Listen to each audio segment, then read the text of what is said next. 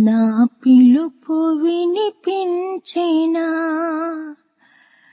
సాయి, మరి కాస్త శృతి పెంచనా.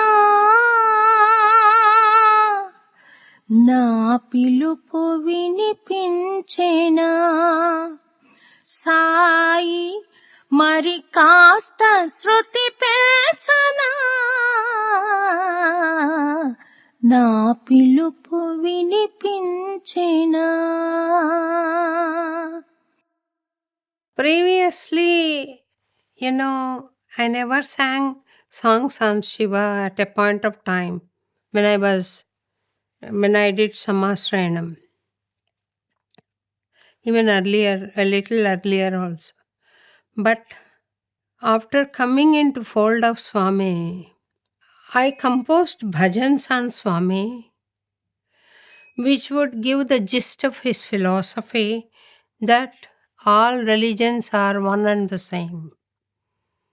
I sang Swami is Narayana, Swami is Shiva, Swami is Christ, Swami is Zoroastrian, Swami is Buddha, Mahavira, everything. I asked a company to make CDs and hand over to me. They didn't give me in time, and the time came for me to depart to Puttaparthi. My landlord's son by name Raja said, Akka, you go ahead. I'll bring them tomorrow. By the time Swami releases, it will be there with you. Don't worry. You proceed. I'll bring them. Our landlord had bought a new car, CLO. He brought CDs in that car to Puttaparthi. Halfway through, he met with an accident. In his words, he says he fell into a pit. But by the time he was aware, the car was directed to opposite direction. We were going like this, and the car turned this way. He and his friend were coming to Puttaparthi to hand over the CDs to me. He entrusted the job to his friend, and he left to Hyderabad. He just came as I was about to go to Kulwant Singh Hall. He just then came. Fast. He was fast in packing it and tying with a ribbon and all. I went to Sanjeev Rao Garu first and said, these CDs have to be released by Swami. Release ante he will just touch, that's all. He will not open the packet or something like that. It will not happen. Only he'll touch and bless. I was dissatisfied with that. No, Swami should open the ribbon, open the packet, look at the album, show it to everyone. He should give to different people. Then only it is releasing, I thought. Anyways, so far it's good, at least Swami touches this, I thought. But there is a dissatisfaction in me. But the next day after singing, Swami came straight to me, opened the ribbon, opened the paper, took the album, showed everyone. MS Amma was there. He gave one album to her.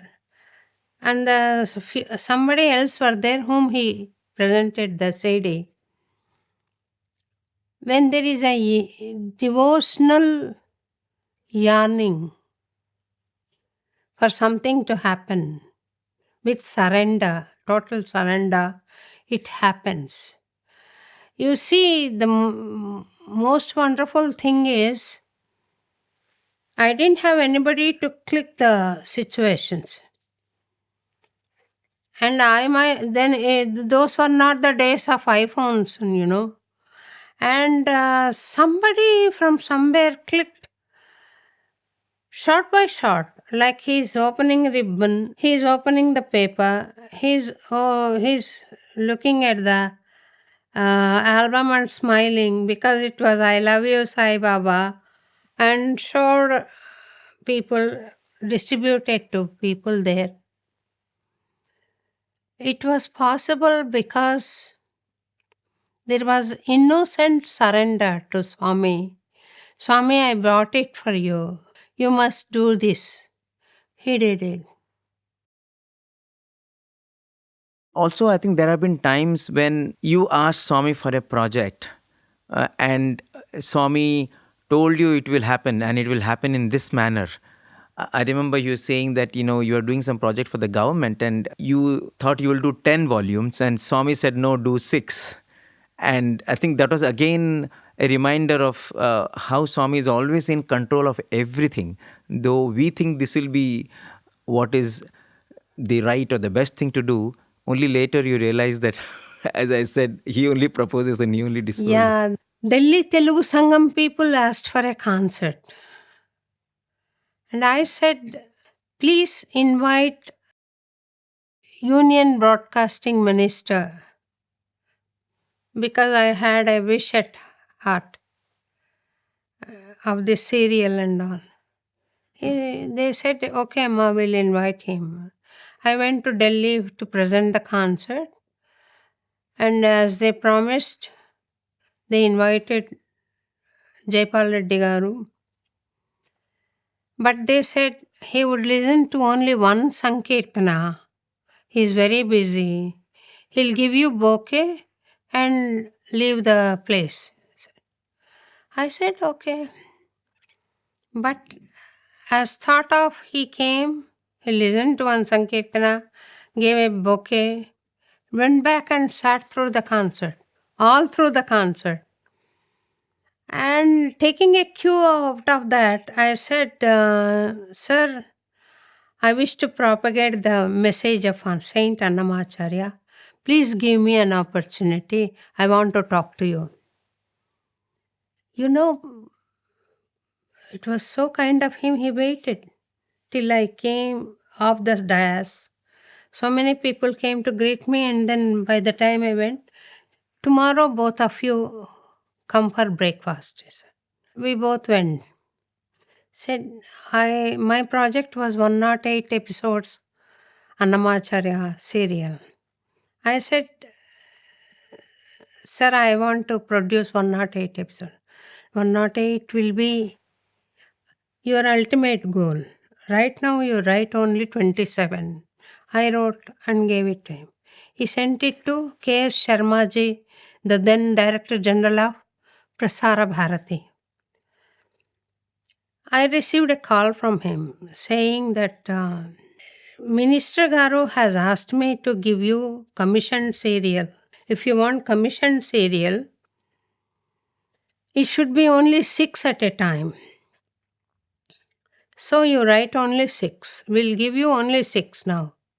Later on you can do again, he said. I was about to say no, I want all the 27 at least, but my husband advised me say yes for that. I said yes. The next day I went to the office. Perhaps it is the only one time I received government order so easily, and that too for only 6 episodes. Earlier to that, I went to Swami and requested him to help me, bless me for the serial. Swami, I don't have resources to produce 10 episodes. How many you have to produce? 10 episodes.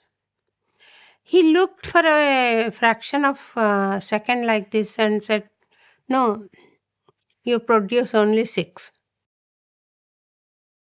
And Doordarshan gives me only 6 episodes commissioned serial. That means Swami has control over present, past, and future. Earlier, to tell people that I can handle camera, I produced one single episode. And I was trying to market it, and everybody was saying 10,000-15,000, which was not sufficient for us to recover the money we spent, because I borrowed money from a fan. I took 1,25,000 rupees loan and produced that episode. One single episode might not cost so much, but we were new to the field and people took undue advantage. And as it was not working out here, we thought of going to Madras and try our luck there.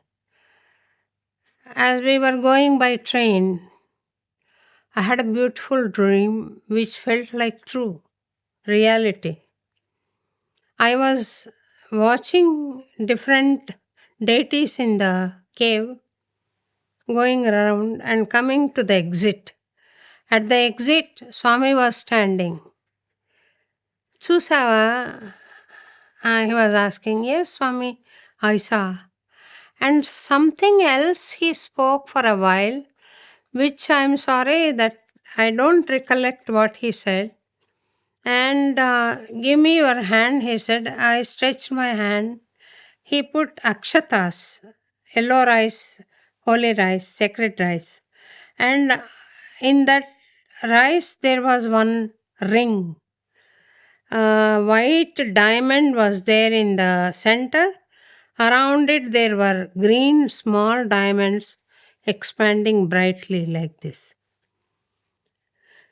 As they were expanding, I woke up and realized it was a dream.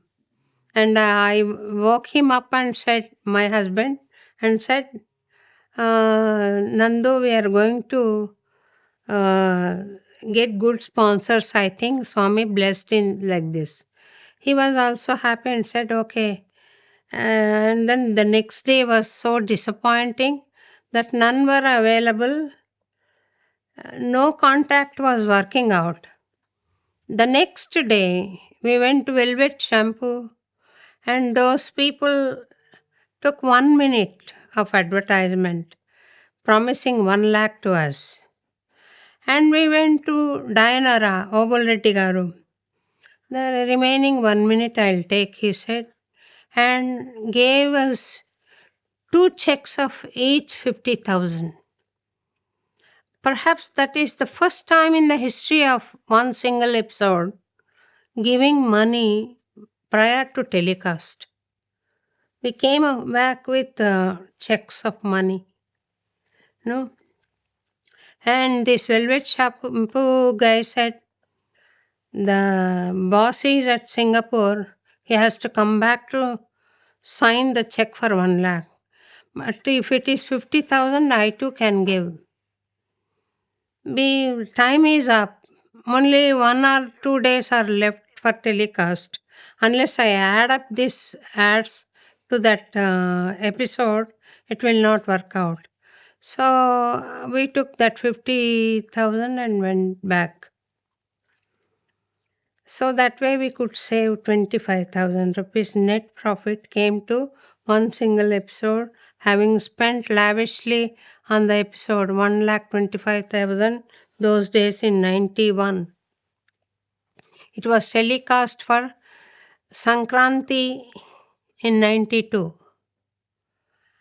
And earlier I submitted it for Doordarshan approval and went to Puttaparthi for Swami's blessings. Then I said, Enduk Swami inta nirdaya? He said, Nirdaya anta, Nirdaya. Dandiga undadi daya. Nirdaya anta, Nirdaya. You say merciless? No. Lot of mercy is there, lot of grace is there, he said. And he didn't grant interview that time. He knows I brought the video cassette. And I went back because time was up. They wrote in the register that I must remove the last shot, which was of Swami. I dedicated the whole project to Swami's lotus feet. Swami Sri Charanalaku Ankitam, I wrote at the, I by tilting down the camera, Swami's picture. At the bottom, I wrote Swami Sri Charanala Kankitam. That shot has to be removed, he said, because there was some controversy going on then. Then I told them, you see, I see President of India touching his feet in the TV. I see Prime Minister of India touching his feet in the TV. I just wrote it is dedicated to his feet. I'm a common citizen of India. Why do you insist that I must remove that? No, no, no, it has gone into the register. Now you must do it. No? Do whatever you like. I will not do that. Yes. Having said that, I came home. And the telecast was day after tomorrow. I was eagerly waiting for the telecast and seeing whether the last shot is there or not. And the last shot was also there. I was happy. It was Swami's grace that worked for me. See the train experience. Who will give you 2 lakhs for a single episode, you tell me? getting 40 is the maximum those days. We got 1,50,000 because there was rush of time and we could save 25,000 rupees.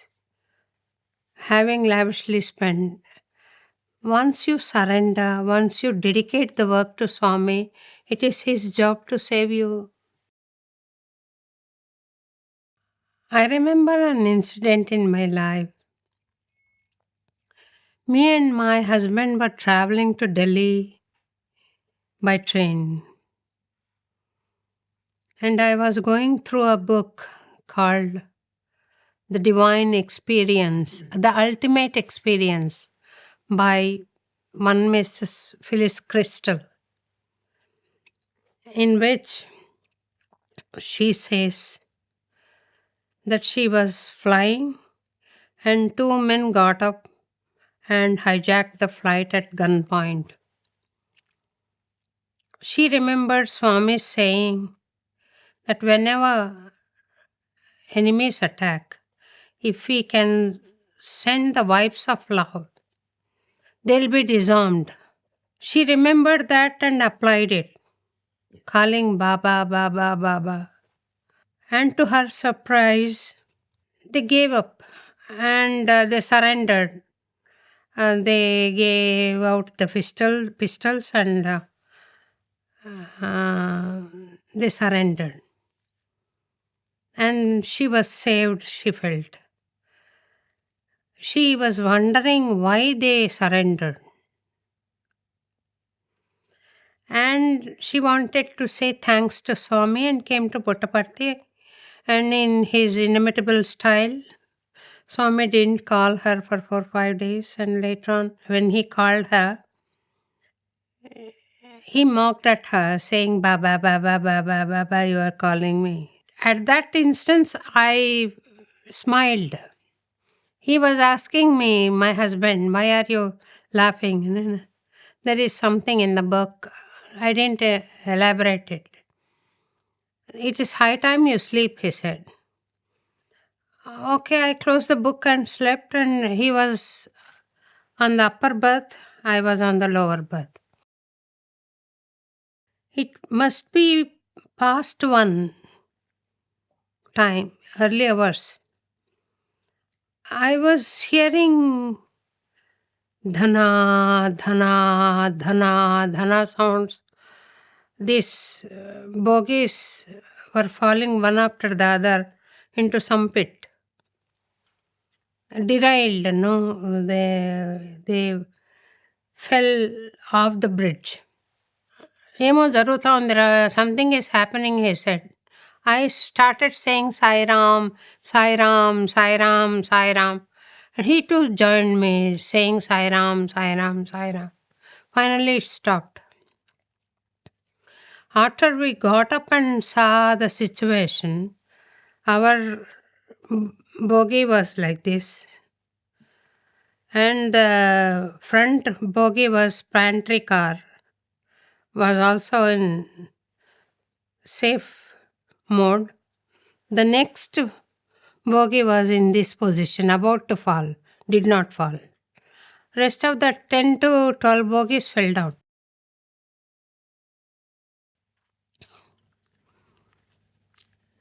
They took us by another train to Delhi. We saw our own accident on the TV. Oh. And after return, we rushed back to Puttaparthi again. I told my husband not to speak about this to Swami at all. Let us see whether he recognizes what happened. As usual, he called us in general room, and there, after special room, he took us. And then he was talking everything but this accident. He spoke, my husband spoke, I too spoke, but he didn't raise the accident at all. Finally, he said, Manchidi Bangaru. That means, okay, now Ram Ram. Means interview is concluded. And for us to leave the room. What is this? Swami did not speak about accident, I thought. I just said, thanks, Swami. Mhm. At heart, I was thinking of that incident. He saved us. Thanks, Swami said. ముక్కలు అయిపోవాల్సిందే. ముక్కలు అయిపోవాల్సిందే. నేలిక మీద నామస్మరణం ఉన్నంత వరకు రక్షణ దొరుకుతానే ఉంటుంది బంగారు. You were to be broken into pieces. But as long as you have the divine name on your tongue, protection will always come to you. Wow. I cried after that. Swami, it's your nature to protect us always. And it is our nature to doubt your grace always. Thus say I did pranam and then came out while crying. The ultimate truth is, whatever happens, surrender to the divinity. I had been to sing in birth anniversary of Pujya Sri Ganapati Sachidananda ji, and on return, I told my husband that Swami seems to be in Bangalore Whitefields. Let us get down and have his darshan. He said, all other artists are there, accompanying artists. You also come away to Hyderabad. We'll go next. No, Swami is there. We must go, I said. He said, no, we cannot take all of them. You go. I and Ramana, both of us went. We got a good room. And the morning, as I went for darshan, Sushilamma was there, sitting already. Hey, Shobha, come, sit here, she said. I went there and sat. In a few minutes, Swami came. Swami is such a Leelavataram, trickish, I should call in spirituality. He is so tricky person. He could manage to see only Sushila Garu and speak, not even casting a glance at me. I was feeling irksome. Why doesn't he look at me? I'm just besides her. Such a gigantic figure. He can't see. He spoke to her and left. Okay, today is okay. Again in the afternoon we'll meet, and tomorrow is there. Afternoon there are no interviews. Yes. Only bhajan there. In Then Vrindavan. it was the discipline. Okay, I went for bhajan. The next day morning again Sushila sat there. Again she called me. Again I sat there. Again Swami came. Again managed to look at her, only speak, and went away. Something was pinching me from within. Why Swami doesn't speak to me, only to Sushila Garu? Maybe she is senior devotee, it's okay. Why should I feel like this? Everything was happening in the mind. Maybe tomorrow he'll speak to me, I thought, and came back. The next day, again Sushila called me, and I went there and sat. Swami came, called Sushilamma for interview. Sushila Garu said, Shobha, come, we'll go. He called you for interview. No, Amma, he didn't call. I said, no, he called. Saw him calling you. Okay, she went to interview. I went back to Rome and was lamenting within why Swami didn't call me and all. Meanwhile, Sushila ji came back from interview, came to my room. అమ్మ శోభ, నేను అడిగానమ్మా స్వామిని, శోభను పిలిచారా స్వామి అని. పిలవలేదన్నారు, she said. I asked Swami whether he called you. Shobha could not come, Swami. You called her, right? She asked, it seems. No, I didn't call her, I said. Ayyo. To tell her, should she come to my room? She came. And she said this. I didn't know how to react also. Okay, Amma, it's all right, I was saying. She went away. I called Ramana. Our time is not good this time. We should go away. Arrange for transport, I said. He spoke to a taxi and we went away to railway station. The train came. In my presence only the train left again. No berths, nothing. There was no allotment of berths to us. What do? We cannot stay in hotel. So we went back to ashram. The next morning when I went to her darshan again, Sushila ji left. Her interview was over, she left to Madras.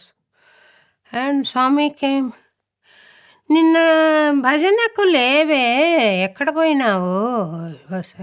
You are not there for bhajan. Where did you go? I didn't know what to answer, Swami. I went to railway station, I said. ఎందుకు? అక్కడ కచేరి ఉనిందా? Why? You had a concert there, he was asking. In the station.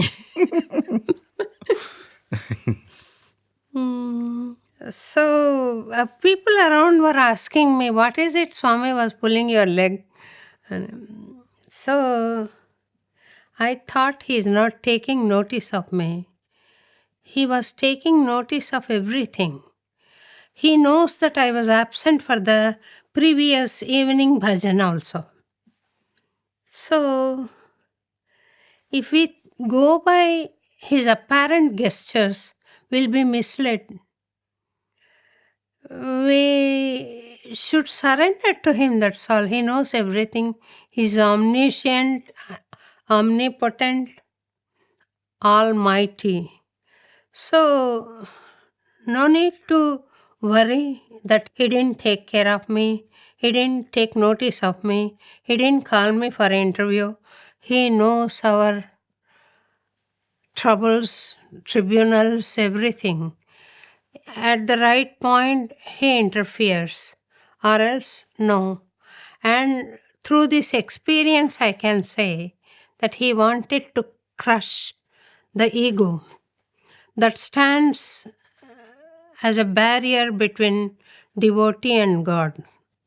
Or else devotee is God himself, but for the ego. And how do you crush the ego? Unless he calls Sushila, unless he talks to Sushila, I feel something at my heart. That is what ego, right? Why ego? It's fine, Swami, whatever you wish should be my disposition, but I was feeling inconvenient. So there exists ego. Ego is not something that hurts others only. It hurts myself also. So Swami tried to crush it in his own way. I don't say that I am devoid of ego totally. It's there. But mostly it is nullified by Swami's grace. And I am not as haughty as I used to be. and I am not as proud as I used to be. I realized that it is ego that differentiates me from Swami. So, Swami's grace flows in as much you get rid of ego as possible. For me, there is no difference between Swami and any other form of God like Venkateshwara, Krishna, Rama. Now, take me to a mosque, take me to a church, take me to a temple, wherever you make me sit and sing. I can feel Swami's presence and sing to the content of my heart. That is the spiritual status Swami has blessed me with now. Previously, I was not of this stage. In his presence, miracles happen, and I am not so enamored about his materialization of things. But his one miracle, that is transformation, is so very wonderful, so astonishing. I was very judgmental in the beginning. If somebody committed a mistake, I used to say he is wrong, get lost. That's it. I'll not see him again. This was my personality. But being in the presence for so long, in Swami's presence, they took a transformation within me. In his presence, it was happening. Something inside was happening, and that I cannot put in words. A rock was converted into an idol, mentally, not physically. So, Swami's grace, Swami's works, and the best miracle that can happen is transformation. And through his grace, entire world has to transform. Even to this day, warmongering is there. I get surprised why wars at this hour also, at this age, advanced in biological age also, people are planning for wars. Why? What is this power mongering? How temporary is that? Why not they think of something permanent? Why not they think in terms of peace, in terms of understanding, in terms of awareness, in terms of love? Whole world could be one and happily engaged in singing his glory, experiencing him. But I don't know, everybody speaks sermons on the dais, but off the dais they're planning their own agendas. And this warmongering, I don't know where does it lead to us. But Swami bless the world with peace. Swami bless all with good transformation. That has been my prayer. And I think he listens to prayers surely, because a very small thing I would like to share. One time I was in Puttaparthi, I felt Swami does know of my birthday? No. At least a sweet can he send to me? Like a monkey mind, I was thinking, not only me, people around me should get sweets. All these things I was thinking. You will be surprised. All of a sudden, a volunteer comes and distributes laddus in that building to all. One guy was practicing, martial arts, and he was also given a laddu. It was so funny to me. It was so wonderful. And the next day I sit for darshan again. So say, Ramanuja laddu తిన్నావా అనుకుంటూ పోతే ఏమని చెప్పాలి అండి? whom shall I share this experience with? Oh my God. Ramanuja, he calls me. Because I put this namam, he said, Ramanuja. And did you have a laddu? Oh my God. So, Swami, that's why I say he is omniscient, omnipotent, all-pervading. Swami, he is not seen. I am in form, so little bit of agony will be there that I am not able to see him in form. But the truth remains that he is in subtle form now, more vibrant, more approachable, subtly approachable. For common devotee who is not advanced a bit, feels his absence definitely. Physically he is not here. I was so impressed by his words, his deeds, his presence, that when I produced a serial of 6 episodes, I wrote a dialogue for Lord Venkateshwara. Just before he leaves Annamacharya and goes away, he says, నీ వెంట జంట ఎప్పుడూ ఉంటాను బంగారు అని చెప్పే dialogue నేను వెంకటేశ్వరునితో అన్నమాచార్యకు చెప్పించాను. సీరియల్లో there is a dialogue. And Annamayya also one guy approaches him to treat his leprosy. He sings a song which is a mantra-like song. In that song, I put this gesture. Swami is doing like this. So, I made Annamayya do this. Like that, Swami has been with me in every action of mine. Whether I did of Lord Venkateshwara or Sathya Sai, no difference. I have been doing. In my project Annamacharya Bhavana Vahini, I didn't know that Swami did so many projects ending with Vahini. All his books that I wasn't aware at all when I named the project. So this Vahini automatically came. That means Swami is working through me. I can say what all I have done in the name of Annamacharya project, Annamacharya Bhavana Vahini. It is due to his grace and guidance only. And guidance did not come physically through him. Grace did not, like in the movie, some apple turning into be a diamond or something like that. It naturally, events turned in such a way that I could get over difficulties and do something for propagation of Annamacharya Sankirtanas.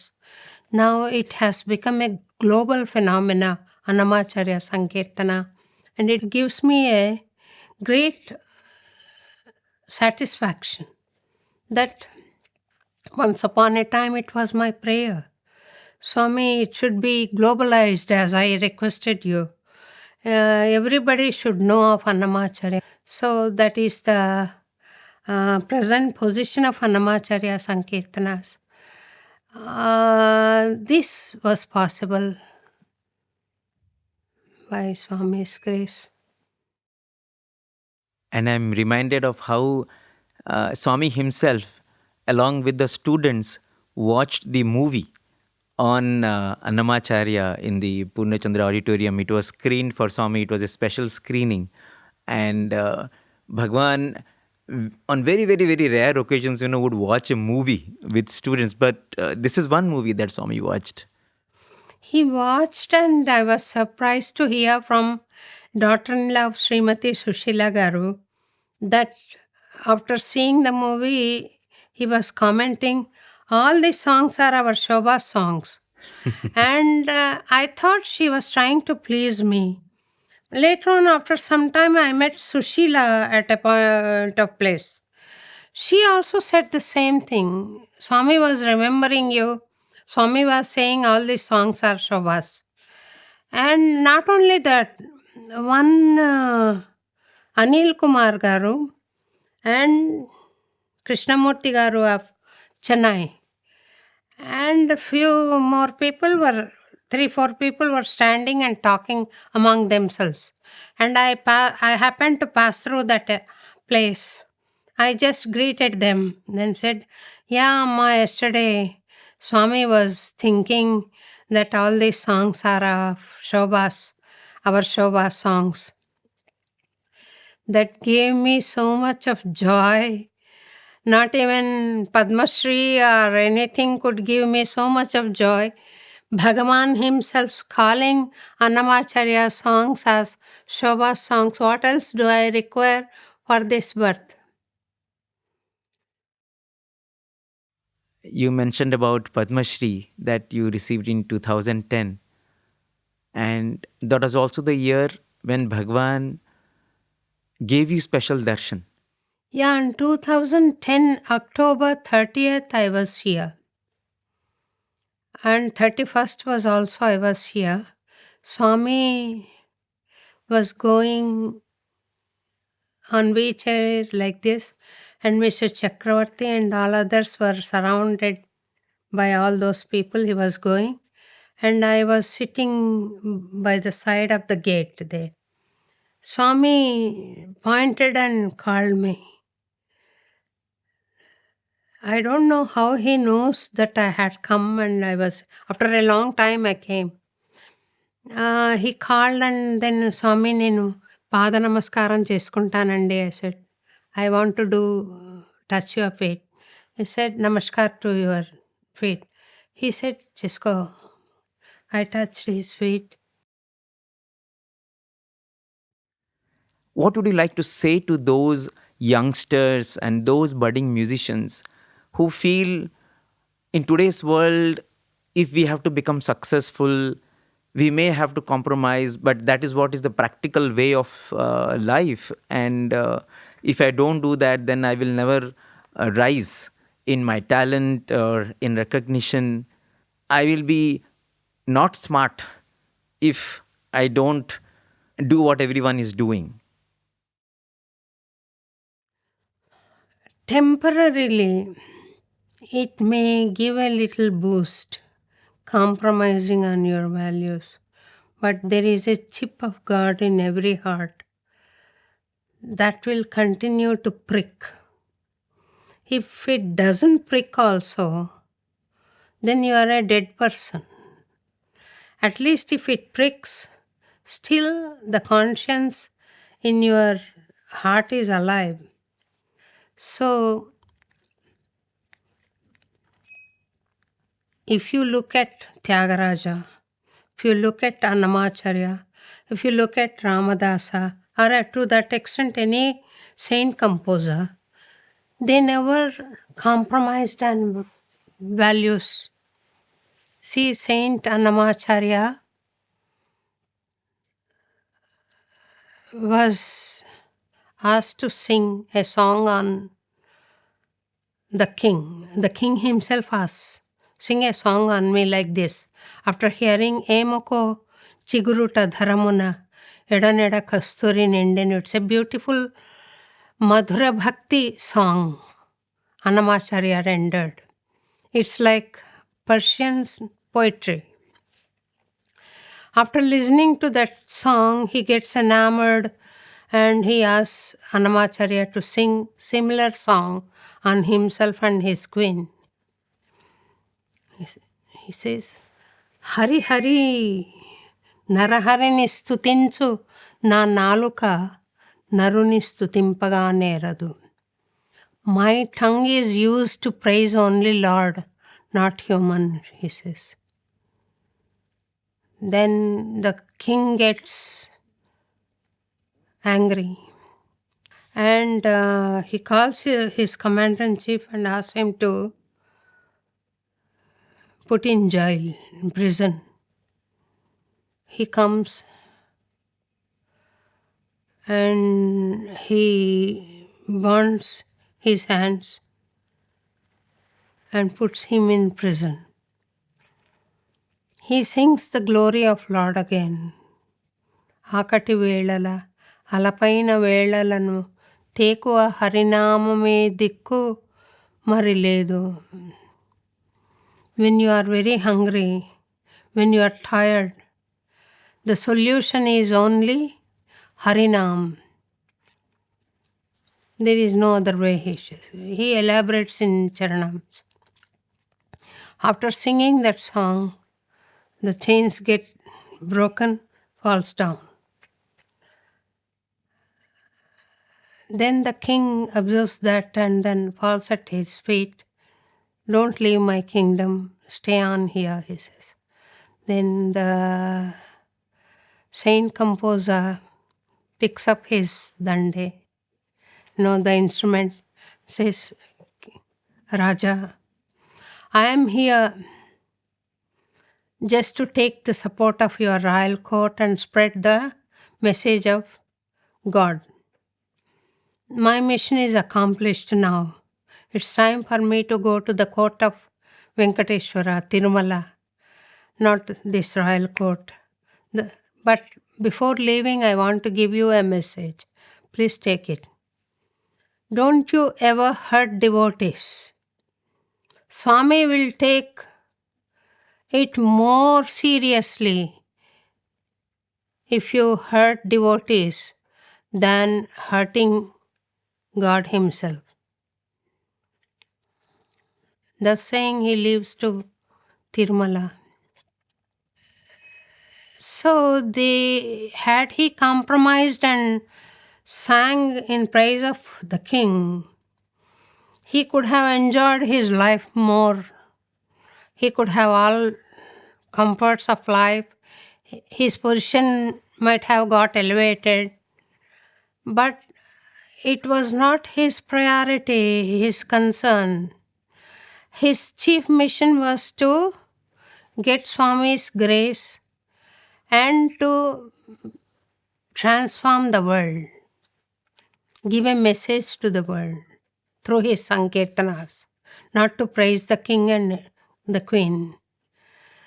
So, when he did not compromise his values, similar kind of incident has taken place in the life of Tyagaraja also. So, no saint composer has compromised his values in life. And to compromise in the case of modesty of a girl is absolutely not appreciated by Swami.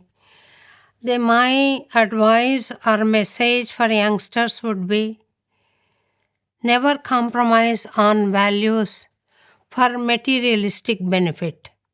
And in one of my interviews at Vrindavan, Swami said, Swami, I have completed the 6-episode series.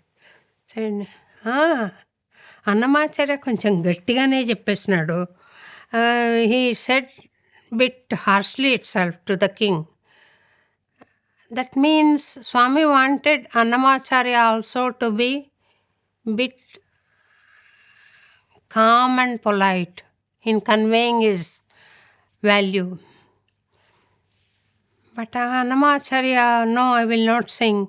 That may not be the right thing in the present world. You can be a bit tactful in denying the